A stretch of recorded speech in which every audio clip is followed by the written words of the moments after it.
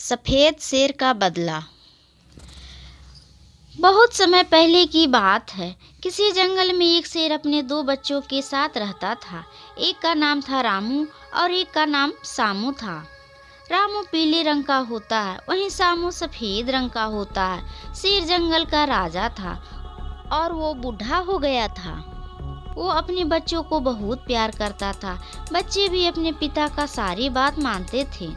उसी जंगल में एक दुष्ट गोरिल्ला होता है। वो हमेशा राजा बनने की फिराक में रहता था। वहीं शेर रोजाना अकेले पूरब की तरफ भोजन की तलाश में जाता था। कहीं न कहीं से रोज अपने रामू सामू के लिए भोजन ले आता था और रामू सामू गुफा में ही भोजन कर लेते थे। इसी तरह खूब अच्छे से समय बिता रहे थे। उसी जंगल में एक भालू होता है। वो बहुत ही चापलूस था। एक दिन भालू बाघ के पास जाता है और बोलता है, बाघ भाई, आप बहुत शक्तिशाली हैं। आप ही जंगल का राजा बनने का योग हैं।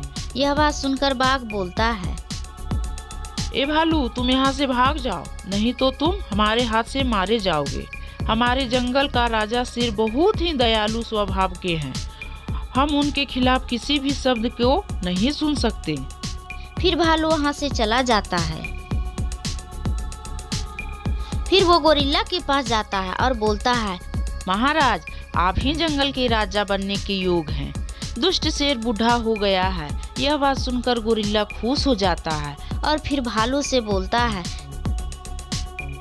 जंगल के राजा को कैसे मारा जाए।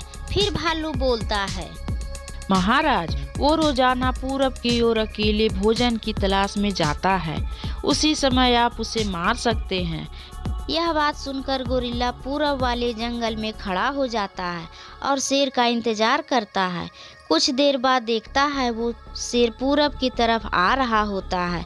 गोरिल्ला जाकर शेर से लड़ने लगता है और शेर को मार देता है और गोरिल्ला वहां से चला जाता है। यह सारी घटना बंदर छुप कर देख रहा होता है और देखकर हैरान हो जाता है। और फिर वो रामू सामू के पास जाता है और जाकर बोलता है, रामू सामू, तुम्हारे पिता जंगल की तरफ जा रहे थे। उसे दुष्ट गोरिल्ला ने मार डाला है। हमने छुप कर सब देख लिए। यह बात सुनकर रामू सामू पूरब की ओर जाता है और वहाँ अपने पिता का लाश देखकर बहुत ही दुखी हो जाता है और फिर वो अपने गुफा में वापस आ जाता है। फिर रामू सामू से बोलता है, भाई, दुष्ट गोरिल्ला ने हमारे पिता को मार दिया है। हम इसका बदला लेके रहेंगे। फिर सामू भी बोलता है, हाँ भाई, हम जरूर बदला लेंगे। इधर राजा के मरने के बाद जंगल में सारे जानवर मायूस रहने लगे थे।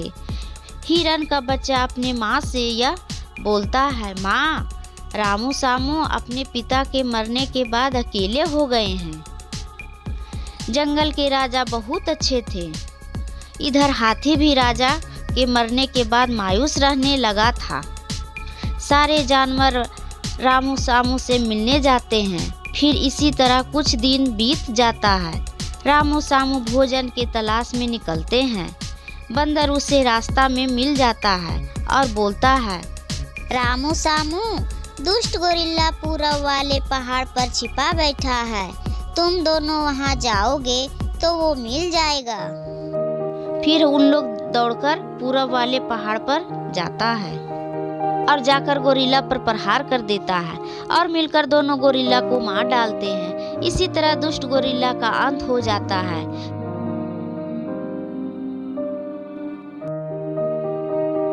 फिर दोनों अपने घर में जाकर खुशी से रहने लगते हैं। इधर जंगल के सारे जानवर यह सूचना पाकर बहुत ही खुश हो जाते हैं और फिर सारे जानवर खुशी से जीवन बिताने लगते हैं। इस कहानी से हमें ये सीख मिलती है कि हमें अपने से कभी भी दूसरे को कमजोर नहीं समझना चाहिए।